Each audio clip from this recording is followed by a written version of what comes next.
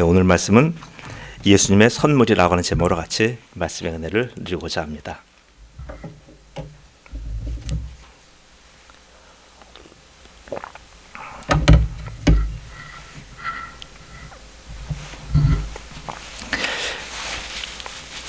한 가난한 젊은이 부부가 있습니다. 이들에게도 어김없이 크리스마스가 다가왔습니다. 아내는 남편에게 크리스마스 선물을 해주고 싶었어요. 그런데 수중에 있는 돈은 우리 돈으로 3,000원밖에 안 돼요. 남편은 아주 열심히 일했지만 수입이 형편없어요. 그래서 남편은 야윈 몸과 아주 창백한 얼굴로 다녀요. 참 안쓰럽지만 이 아내가 해줄 수 있는 것은 위로와 격려, 따뜻하게 안아주는 것, 이거밖에 어떤 것도 해줄 수 있는 게 없어요. 그런데 그는 특별히 올 크리스마스에는 남편에게 선물을 해주고 싶었어요. 그래서 아내는 이것저것 현금화 시킬 수 있는 것이 찾아보다 안 돼서 자기의 머리칼을, 긴 아주 아름다운 머리칼을 가발상에게 팝니다. 그리고 3만 원 정도를 받았어요. 그 돈으로 남편이 갖고 있는 그 시계가 있어요. 그 시계는 할아버지에게서 받은 유일한 유산이에요. 그 금시계에 거의 줄이 없기 때문에 시계를 주머니에 넣고 다니거나 그냥 또 집에 두고 다녔어요. 거기 시계줄을 이제 산 겁니다. 크리스마스 이브예요. 선물을 든 그 아내의 모습에 남편은 가슴이 미어져요. 아내의 아름다운 그 머리칼이 다 없어졌어요. 빡빡머리예요. 모자를 벗겨보니 너무나 한심한 거예요. 남편도 역시 그 아내에게 줄 선물을 사왔던 겁니다. 바로 자기의 금시계, 할아버지가 받은 금시계를 팔아서 그것을 가지고 아내가 그렇게 갖고 싶어 했던 머리핀 세트를 샀어요. 이 가난한 젊은이 부부는 서로의 선물을 확인하고는 그만 부둥켜 안고서 웁니다. 그들은 서로 최고의 선물을 주고받았지만 그 선물이 당장 쓸 데가 없어진 거예요. 아내는 머리핀을 꽂을 머리칼이 사라졌고요. 남편은 시계줄을 걸 시계가 사라진 거예요. 대신 부부는 서로가 얼마나 사랑하고 있는지를 알게 되었습니다. 이것이 바로 크리스마스 선물이 된 거예요. 이것은 오엘리의 크리스마스 선물의 대략적인 줄거리입니다. 이 가난한 젊은 부부는 서로에게 최고의 크리스마스 선물을 한 겁니다. 어느 누구도 흉내낼 수 없는 최고의 선물이에요. 오늘 본문 말씀이 이와 같은 거예요. 예수님은 지금 본문에서 곧 예수님 이 땅 떠남이 코앞 가까이 왔어요. 그래서 예수님은 이 사랑하는 제자들에게, 예수님의 혈육보다도 더 가까운 이 제자들에게 정말 최고의 선물을 주고 싶었어요. 예수님은 예수님 이 땅 떠나시는 마당에 제자들에게 무엇을 아끼겠습니까? 다 주고 싶었어요. 그러나 예수님의 수중에는 아무것도 가진 게 없었어요. 정말 가난한 예수님입니다. 집은커녕 오늘 이 가난한 부부가 적던 3,000원마저도 예수님은 없었어요. 가진 것이라고는 달랑 겉옷 하나예요. 그 겉옷마저도 곧 누가 뺏어갈 거예요. 예수님의 고민은 깊어집니다. 그래서 드디어 결단해요. 뭐예요? 사랑하는 제자들에게 내 인생 최고의 선물을 주겠다고 예수님은 그렇게 다짐하셔요. 그런 마음에 예수님은 이제 제자들에게 누가복음 22장에 보면 세 가지 당부를 합니다. 당부는 첫째는 예루살렘 성내로 들어가서 물동이를 들고 가는 한 사람을 따라가라. 두 번째는 그를 따라가서 그의 집에 들어가서 그 사람의 주인을 만나라. 만나서 뭘 얘기하라고? 예수님이 유월절 객실을 지낼 공간을 달라고 부탁하라. 이거였고, 세 번째는 그 공간에서 너희가 그날 유월절 행사를 할 음식들을 준비해라. 너희들이 직접. 이 세 가지 당부를 주셨습니다. 이 제자들의 유월절 준비는 좀 특이했어요. 모든 유월절 행사를 지내는 이스라엘 예배자들하고는 달라요. 유월절은요, 특별히 어린 양과 무교병은 발효하지 않은 그런 반죽으로 만든 빵이에요. 무교병. 그리고 쓴 나물을 먹으면서 과거에 애굽으로부터 하나님이 구출해 주신 것을 바로 기념하는 날이에요. 그런데 예수님의 유월절은 그런 게 아니라 뭘 준비해요? 빵을 준비해야 되고요. 포도주를 준비해야 되는 거예요. 준비부터가 다르잖아요. 이건 평상시 같으면 따르기가 우리가 요즘 같으면 따르기가 좋지만 당시에는 따르기가 굉장히 어려운 내용이에요. 곧 왜요? 무교병 누룩 없는 땅은 구하기가 쉬워요. 그러나 그건 명절에 많잖아요. 문제는 포도주예요. 포도주란 건 전부 다 발효하잖아요. 유교절과 이 무교절 기간 8일 동안에는요, 누룩이 제거된 것만을 먹어야 돼요. 그러면 뭘 먹어야 되냐면 비발효주나 포도즙을 마셔야 돼요. 그러나 지금은 바로 이때가 유대력으로 정월이에요. 한국으로 말하면 1월인데 우리의 태양력으로 따지면 뭐예요? 4월 정도 해당됩니다. 우리 계절로 4월인데 4월에 무슨 포도 수확이 됩니까? 포도 수확철이 아니에요. 그래서 포도주 구하기가 쉽지가 않은 거예요. 비발효주는 더 구하기가 힘들어요. 구하려고 한다면 아주 비싼 금액을 치러야 됩니다. 근데 예수님의 청년들은 대체로 가난하잖아요. 예수님 닮아서 다 가난해요. 이것을 혹시라도 준비하려면 세리였던 마태나 그다음에 갈릴리 선주의 아들인 야고보와 요한 정도일 거예요. 아니면 예루살렘의 부잣집 도련님인 마가에게 부탁해야 될 그런 거예요. 다른 제자들은 돈이 없잖아요. 어찌되었든 준비를 하느라고 동분서주하다 보니까 저녁이 늦어졌어요. 그래서 예수님의 마지막 유월절 식사를 뭐라고 하냐면 늦을 만자를 써서 만찬이라고 하는 거예요. 만찬은 우리가 일반적으로 생각같이 어마어마한 진수성찬의 개념이 아니에요. 만찬은 일반적으로 저녁 식사를 의미하지만 또 하나는 늦은 식사를 또 얘기하는 거예요. 늦은 때 그걸 만찬이라고 합니다. 해가 지고 어느 정도 시간이 지난 시점이에요. 그래서 이것을 석식이라고 하기도 하고 만찬이라고도 하는 거예요. 근데 예수님의 이 유월절 만찬은 뭐가 빠졌어요? 어린 양이 빠진 아주 조촐한 식사입니다. 이런 자리가 예수님이 제자들에게 마지막 주시는 최고의 선물이라고 하니까 좀 이상하지 않습니까? 이상해요. 그리고 주는 또 이게 최후의 선물일 뿐더러 마지막 선물이에요. 예수님이 제자들에게 주신 것은 항상 그전에 3년 동안 뭐예요? 무형적인 것을 항상 선물해 줬어요. 예수님은요. 그런데 이번만은 좀 달라요. 이번에 주시는 선물은 모양이 있고요. 형태가 있고요. 어떤 그런 의식이 있어요. 그런 선물을 주신 거예요.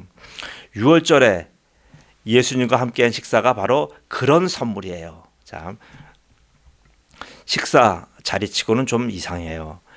6월절 예식과 다른 것은 준비 과정부터 좀 눈치챘어요. 제자들은요. 왜요? 모세의 6월절과 너무나 다르잖아요. 그래서 이제 제자들이 좀 이상하다는 건 눈치챘지만 막상 그 자리에 앉고 보니 이건 뭡니까? 이건 너무나 이상한 거예요. 이게 왜 우리의 6월절은 저들의 많은 모든 이스라엘 사람들이 지내는 6월절과 이렇게 다를까? 이렇게 이제 생각을 하면서 앉았습니다. 자, 그날은 바로 6월절 전날 밤이에요. 여기서 예수님은 그 함께 모인 제자들에게 말씀을 하셔요. 어떤 말씀을 하시냐면 바로 이 빵을 들어서 누룩 없는 빵을 들어서 뭐라고 말씀하시면 내 몸이다라고 말씀하셔요. 또 포도주를 들더니 봐서 이것을 내 피다라고 말씀하시는 거예요. 그래서 그것을 너희는 이 빵을 먹고 이 포도주를 마시라고 얘기하는 거예요. 그 제자들은 굉장히 당황하는 거예요. 모세의 유월절에는 이런 게 없어요. 제자는 이런 처음 보는 광경에 놀라지만 묵묵히 예수님이 하라고 하니까 그냥 따라하는 거예요. 제자들에게 이 자리는 그 당시는 몰랐지만 바로 예수님과의 마지막 자리가 된 거잖아요. 모세의 유월절은 애굽에서 이스라엘 사람들이 해방된 날을 기념하는 이스라엘 최고의 절기예요. 그 절기는 모든 이스라엘 사람의 정체성이며 문화 양식이 된 겁니다. 곧 이스라엘 사람이면 반드시 모세의 유월절을 다 지켜야 돼요. 그런데 오늘 여기는 그런 이스라엘 사람이면 누구나가 지켜야 할 모세의 유월절을 지키는 것이 아니라 뭘 지킵니까? 바로 새로운 유월절을 지키는 거예요. 새로운 유월절이에요. 바로 그 유월절의 새로운 유월절의 선포 자리가 오늘 예수님의 마지막 만찬의 자리입니다. 그래서 이 만찬은 예수님이 십자가에 오르기 전에 마지막으로 같이 함께한 자리라고 해서 최후의 만찬이라고는 이름도 붙었어요. 이 식사는 특별히 제자들에게 남다른 자리예요. 왜냐하면 그 이유는 이 식사를 위한 장소와 음식 모두를 제자들이 직접 준비하고 참여했잖아요. 그러니까 다른 거예요. 자, 누가복음 20장 8절에 예수께서 베드로와 요한을 보내시며 이르시되 가서 우리를 위하여 유월절을 준비하여 우리로 먹게 하라. 이 말씀대로 그들은 순종하여 제자들 전부 다가 나서서 이걸 준비한 겁니다. 자, 그렇게 준비했으면서도요, 오늘 이 자리가 제자들은 예수님과 이별의 자리인 것을 전혀 눈치채지 못했어요. 이 자리는 예수님의 마지막 자리이며 유언의 자리예요. 유언하시는 자리. 예수님의 유언은 성경에 3번이 나와요. 이 유월절 마지막 식사 때 유언하셨고요. 십자가에 오르셔서 죽어가시면서 유언하셨고요. 또 부활하신 후에 승천하실 때 또 유언하셨어요. 3번 유언하신 겁니다. 각 유언은 차이가 있어요. 그런데 오늘 유월절 유언의 특징은 크게 2가지예요. 하나는 십자가를 통한 각각 개인의 구원받음과 또 하나는 그렇게 각각 개인이 구원받은 개인이 살아가야 할 곳 하나님 나라에 가는 것이에요. 2가지를 오늘 여기서 말씀하시는 거예요. 예수님의 유월절과 최후의 만찬에서 예수님은 십자가를 통한 구원을 선포하셨어요. 이는 예수님의 십자가 외에는 구원이 없다는 정언적인 명령이에요. 흔들리지 않고 변개할 수 없다는 뜻이에요. 정언적인 명령입니다. 곧 무교병은 예수님의 몸을 상징하고요. 포도주는 예수님의 피를 상징합니다. 그럼 이건 무슨 뜻이냐면 곧 예수님의 몸은 죽어야만 하는 것이고 피는 흘려야만 하는 거예요. 그게 나눠주는 거잖아요. 그 방편이 뭐냐면 그 수단이 바로 십자가예요. 그래서 예수님은 십자가상에서 죽으신 겁니다. 예수님이 오르신 십자가는 사실은 죄인이 올라가야 하는 자리예요. 죄인이 죽는 거예요. 십자가는 죄인들이 달려서 죽는 겁니다. 내 죄의 값을 가르쳐 주는 것이 십자가예요. 나의 십자가가 있어요. 나의 십자가는 심판입니다. 내 죄의 값으로 인한 심판을 받는 게 우리의 십자가예요. 그게 바로 우리의 자리예요. 모든 인간들의 자리가 그겁니다. 십자가예요. 그래서 성경은 모든 사람이 죄를 범하였다라고 하신 것은 뭐냐 하면 모든 사람이 자기의 십자가에 달려서 죽어야 된다고 하는 말이에요. 그게 죄의 값이고요. 인간의 죄에 대한 가혹한 형벌이에요. 죄를 범하였다고 하는 말은 뭐냐 하면 내가 반드시 십자가에 올라서 나의 죄값을 치러야 한다고 하는 의미예요. 모든 사람은 이렇게 십자가에서 자기의 죄값을 다 치러야 돼요. 나의 십자가, 내가 져야 할 십자가는 뭡니까? 절망이에요. 저주예요. 어떤 희망의 빛을 주기도 없는 그런 캄캄한 곳입니다. 죄인의 인생은요, 이렇게 정말 추하게 끝나는 거예요. 반면에 예수님의 십자가를 볼게요. 예수님의 십자가는 뭐냐면 그런 죄인들이 받아야 될 구원을 의미하는 겁니다. 예수님의 구원은 한 사람 한 사람을 위한 구원이에요. 예수님은 죄인 한 사람 한 사람의 구원을 위해서 죄인이 올라가서 죽어야 할 그 자리를 예수님이 대신해서 죽으신 거예요. 이게 복음의 기독교 진리예요. 로마서 4장 25절 말씀입니다. 예수는 우리가 범죄한 것 때문에 내어줌이 되고 또한 우리를 의롭다 하시기 위하여 살아나셨느니라. 이것이 바로 예수님의 십자가예요. 그렇기 때문에 오늘 예수님이 이 식사 이후에 십자가를 지시러 가시는 거예요. 예수님은 그 십자가를 지는 것과 그 의미를 오늘 유월절 마지막 자리에 제자들에게 설명해 주신 거예요. 유월절이 구원의 의미이듯 이스라엘 사람들에게 유월절이 구원의 의미이듯 바로 십자가가 구원이라고 하는 사실을 유월절을 절기를 비교하면서 그렇게 설명한 거예요. 예수님 항상 설명하실 때 기존에 있는 사항들을 가지고 예수님의 설명을 덧붙이신 거예요. 유월절은요, 정든 땅을, 모세 유월절 말하는 거예요. 정든 땅을 떠나는 일시적인 아픔이 수반되지만 결국은 가나안 땅을 회복하는 놀라운 기쁨이 수반돼요. 그 기쁨은 계속 몇천 년이 지난 지금까지도 계속 지금 따라가잖아요. 예수님의 십자가가 바로 그런 거예요. 예수님의 십자가는 일시적인 아픔이 있지만 바로 그것으로 인한 기쁨은 영원한 겁니다. 또한 예수님의 십자가는 뭐예요? 첫 번째는 구원이고 두 번째는 바로 하나님의 나라를 의미하는 거예요. 여기서 많은 분들이 지금 헷갈려요. 구원받았으면 됐지라고 하면서 그 다음부터는 자기가 주인 되어 살아가는 거예요. 아니, 구원이 바로 하나님께서 시켜주셨는데 하나님의 나라를 내가 추구하고 내가 들어갈 수 있는 겁니까? 내가 원한다고 그 나라의 시민 됩니까? 아니요. 십자가의 의미가 구원도 하나님이 해주셨다는 얘기고요. 하나님의 나라도 하나님이 직접 주셨다는 얘기예요. 그래서 예수님의 십자가인 거예요. 하나님 나라의 모형은 바로 오늘날의 교회입니다. 예수님은